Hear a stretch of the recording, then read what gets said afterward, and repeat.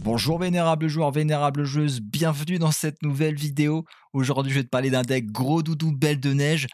C'est un deck qui s'apparente au GHB. Alors le GHB, si tu sais pas ce que c'est, bah tant mieux pour toi, parce que ça veut dire que tu habites pas une grande ville remplie de détraqués. Voilà, je parle de GHB parce que ce deck-là, ce qu'il fait, bah, c'est qu'il t'endort et en plus, il te met des petites gifles comme ça, jusqu'à temps que tu perdes la game. Voilà, c'est un cauchemar quand tu tombes en face et nous, on va le jouer. Donc c'est un pur plaisir de notre côté.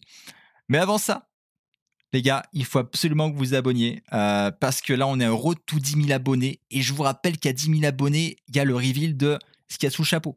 Comme je vous ai dit, il y a une potentielle calvitie, les gars. Alors, si vous voulez voir la calvasse, n'hésitez pas à vous abonner. Sur ce, je vous présente le deck maintenant. Alors, pour ce deck, on va avoir besoin de toutes les évolutions de Belle de Neige et de toutes les évolutions de Gros Doudou. Belle de Neige et Gros Doudou, ils vont tous les deux pouvoir endormir notre adversaire. L'endormissement, c'est la clé de ce deck. Lorsqu'on endort un adversaire, il ne peut pas battre en retraite. C'est-à-dire qu'on peut le taper de manière gratuite et en plus, il ne peut pas répondre. Donc c'est un pur bonheur pour nous et ça fait le malheur de nos adversaires, comme vous ne pouvez pas imaginer. Alors sauf si vous êtes déjà tombé contre ce genre de deck. Et en général, il fait péter un câble. Belle de Neige, donc, a besoin de 2 énergies pour endormir. Gros Doudou a besoin de 3 énergies pour endormir. Comme vous pouvez le voir, j'ai ajouté un des Articodins. Et là, vous me dites pourquoi Articodin? Eh ben, parce que je trouve qu'il match vraiment avec ce deck-là. Articodin qui se joue solo avec des ondines et des objets, bah, ça se régule pas. C'est-à-dire que si vous avez votre Articodin mais pas votre ondine, bah, il sert à rien. Et bah, dans ce deck-là, on peut jouer notre Gros Doudou et notre Belle de Neige, donc qui font la parfaite symbiose, la parfaite synergie, et donc qui vont trop bien ensemble. Ou alors vous dire, ah bah super, j'ai drop mon Articodin et une ondine, et bah je pars sur mon Articodin ondine. Puis si jamais je suis en galère, hop, je repasse sur un Gros Doudou ou une Belle de Neige. Vous allez voir, ça match plutôt bien ensemble. Vous pouvez, comme je vous disais, très bien faire ça. Et c'est pour ça d'ailleurs que j'ai fait une game qui va être diffusée juste après la première game, où bah, je retire le Articodin et on joue sans cet Articodin-là. D'ailleurs, la version que je vous ai mis, donc deck du pauvre, bah, on peut totalement remplacer le Kangourex et les ondines. C'est absolument pas nécessaire. Faut juste le cœur du deck, donc à savoir les Gros Doudous et les Belles de Neige. La partie commence, j'ai la main, on a une super main de départ, hein. On a toutes les évolutions de Gros Doudou, ça c'est vraiment chouette. On a Frissoni, on a une petite Pokéball qui va nous permettre d'aller chercher soit Rondoudou, soit Frissoni, soit Articodin. Articodin, ce serait pas le top, et il me semble d'ailleurs qu'on va le piocher, je dis il me semble, parce que j'ai déjà tourné la game, et je commente par-dessus. Donc j'ai pas les meilleurs souvenirs de la Terre sur cette game-là, et oui, j'ai pioché Articodin. Alors ici, il va pas nous servir, très clairement, parce qu'on n'a pas Ondine. Donc on va se focus sur la symbiose entre Rondoudou, Gros Doudou, et Belle de Neige qui est l'évolution de Frissoni. En face, il a Watapi qui va charger son Watapi forcément. Il n'a pas encore drop son Pikachu, hein, donc on sait qu'on joue contre Pikachu, il a un deck électrique. Donc s'il arrive à charger son Watapi, il va pouvoir nous paralyser, ça ce serait vraiment embêtant pour notre strat. Donc on a chopé Belle de Neige, on fait évoluer notre Frissoni et on va faire retraite à notre Rondoudou. Donc on va une retraite gratos avec vitesse plus, on fera ça au prochain tour, hein, le temps de charger notre Belle de Neige. Voilà, on n'a rien de plus à faire si ce n'est Morgane. Morgane qui nous permet de temporiser un tour. Donc on envoie son Watapi chargé sur le banc. Il va mettre son Watapi qui n'est pas chargé sur le poste actif. On sait qu'on va pouvoir tanker ce tour-là. En fait, il ne pourra pas nous tuer notre Rondoudou. Dites-moi en commentaire ce que vous préférez. Hein. Si vous préférez les commentaires live que je faisais avant, moi je les trouvais un peu moins dynamiques. Ou alors ce que je fais là actuellement, c'est-à-dire que je filme la game et après je commande par-dessus. Donc là il pioche avec sa recherche professorale et il va peut-être réussir à avoir son Pikachu qu'il a eu. Ouais, la game me revient, donc il va charger son Pikachu. Il peut rien faire de plus, il passe son tour. Et là on va faire ce qu'on a dit précédemment, c'est-à-dire qu'on va utiliser notre vitesse plus pour faire retraite Rondoudou et mettre notre Belle de Neige. Donc là, on oublie vraiment la mécanique avec Articodin. Tant qu'on n'a pas de ondine, on s'en sert pas. C'est vraiment un backup, un plan B. On fait évoluer notre Rondoudou en Gros Doudou. Et puis là, on se met bien, on utilise Poudreuse. Et on va endormir Watapi. Alors, on va voir si au prochain tour, il sera endormi. Ou alors, il a un coup de chance. Il me semble, dans mes lointains souvenirs, qu'il reste endormi pour ce tour-là. Et oui, c'est une pile, donc il reste endormi.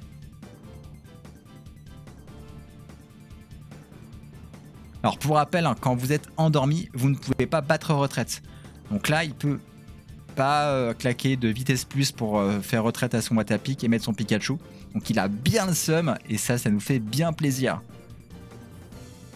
Donc on va voir si il va se réveiller ou pas. Il se réveille pas. De toute manière, c'est pas grave parce que là on va buter son Watapic.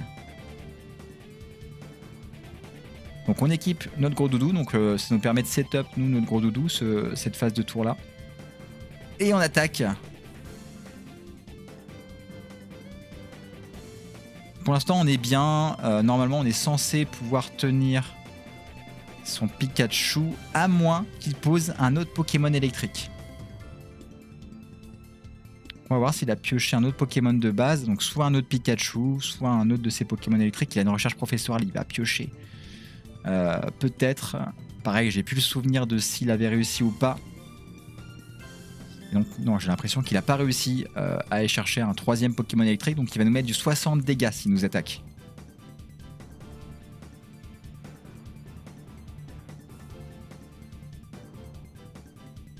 C'est parfait, donc on a un tour de plus avec notre Belle de Neige. Alors sinon, ce qu'on aurait fait, hein, si notre Belle de Neige a été descendue, c'est qu'on aurait mis directement notre gros doudou, et notre gros doudou aurait pu tanker un tour. Ça aurait été un tour à vide, malheureusement, on n'aurait pas pu attaquer. Mais le fait qu'il ait une grosse base de PV, notre gros doudou, fait qu'il peut tanker des coups comme ça. Donc là, classique, hein, on a attaqué avec Belle de Neige. Là, on l'a endormi, et on va voir s'il se réveille. Et il se réveille. Donc voilà, on peut pas l'endormir à tous les tours, malheureusement. Sinon, ce serait abusé, ce serait trop fort. Là, cette fois-ci, c'est la bonne. Il va pouvoir nous buter notre Belle de Neige. Il se soigne de manière à pouvoir tanker un coup de notre gros doudou. Normalement, il est censé attaquer notre Belle de Neige. Et il le fait. Donc, notre Belle de Neige est KO. Et on va mettre en place notre gros doudou. Notre gros doudou qui est chargé en vrai de vrai. Il a 2 énergies, il nous en faut 3 pour attaquer. Donc au prochain tour, on va lui mettre l'endormissement.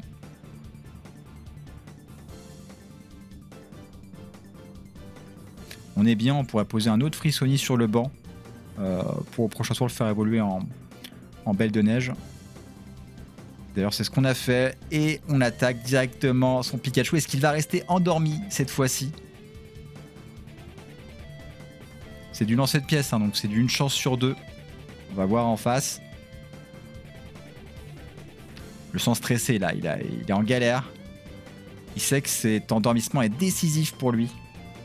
S'il reste endormi, la game est win. Et malheureusement pour lui, la game est prise là-dessus. Après, il peut pas partir en retraite.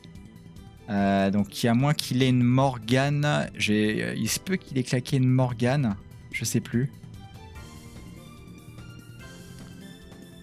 Ouais, il a claqué sa Morgane.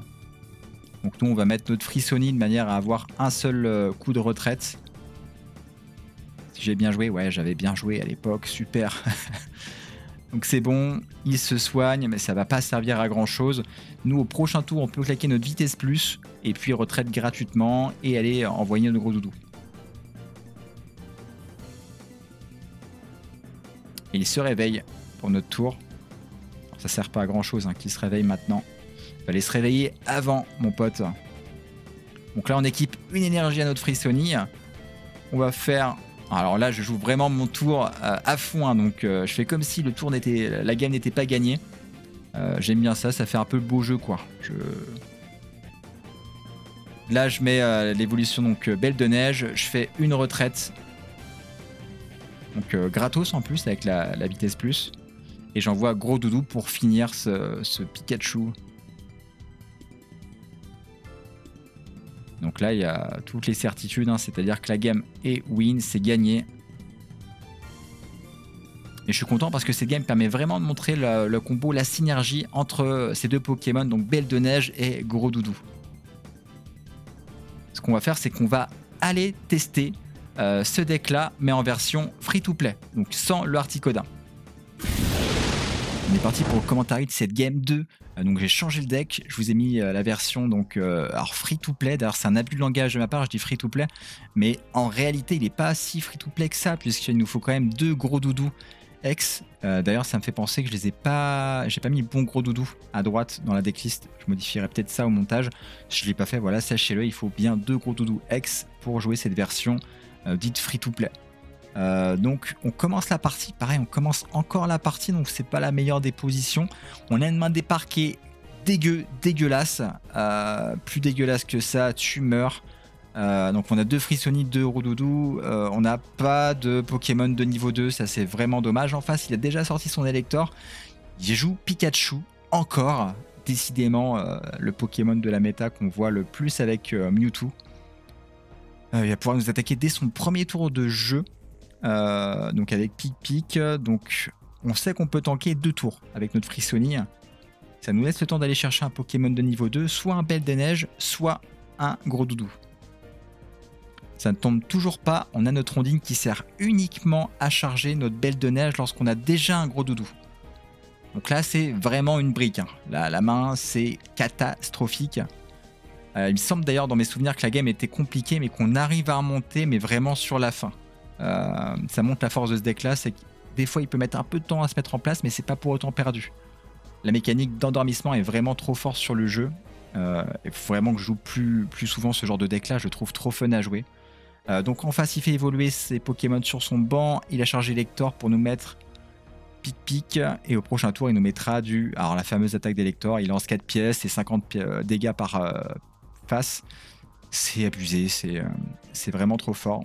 Mais faut la charger, cette attaque-là. Ça nous laisse un peu de temps, on a chopé Gros Doudou en plus, c'est parfait. Par contre, il faut pareil du temps pour notre Gros Doudou, c'est un peu comme son Elector, il faut qu'on le charge pour qu'il soit efficace. On peut rien faire de plus, si ce n'est passer notre tour. Donc là, on lui donne notre Frissoni servi sur un plateau d'argent. Voilà, vas-y, déguste Elector, fais-toi plaisir. Picore-le.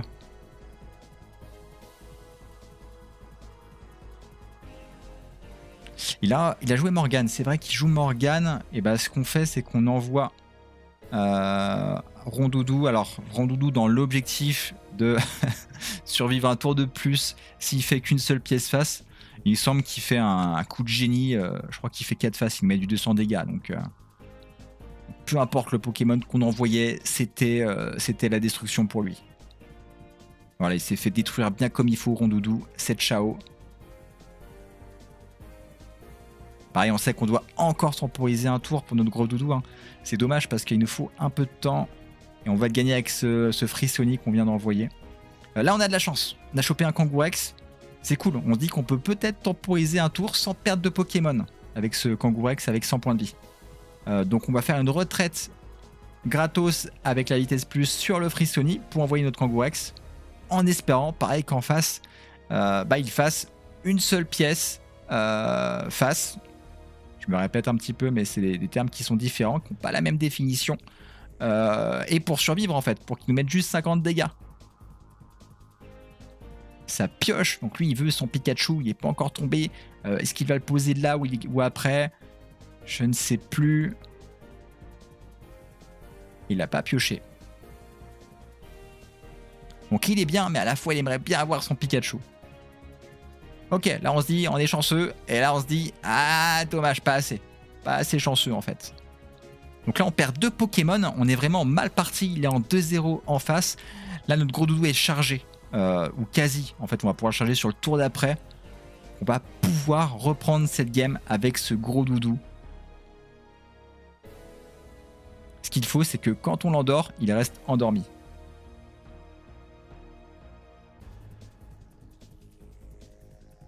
On est parti, on utilise chanson berçante, on lui met du gros 80 damage dans sa gueule, et puis voilà. Et voyons voir s'il reste endormi pour son tour. Il reste endormi, on a de la chance. Même si il se réveillait, on aurait peut-être pu tanker un tour de plus avec notre Gros Doudou. Et sa base de PV assez vénère. Il a pioché Pikachu, donc ça c'est mauvais pour nous. Il a un Pokémon de backup une fois son Elector abattu. Là, ça change rien qu'il fasse pile ou face, ça change rien pour lui dans tous les cas. On abat son Elector.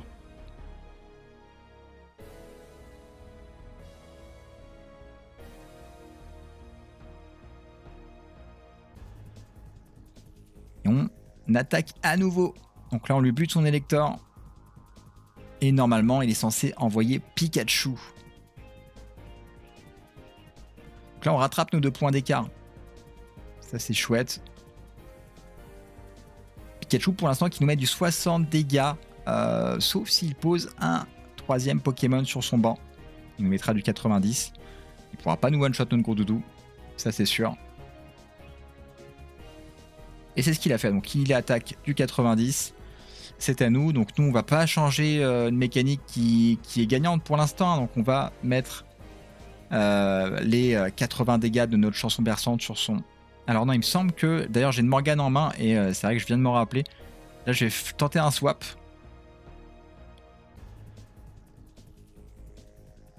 Parce qu'on n'est jamais à l'abri d'un misplay de notre adversaire. S'il envoie son Electek ou son Poisson, et bah c'est gagné. Directement, il n'y a pas de doute. Bien évidemment, il a envoyé son Zeblitz. Donc là, on ne pourra pas l'achever.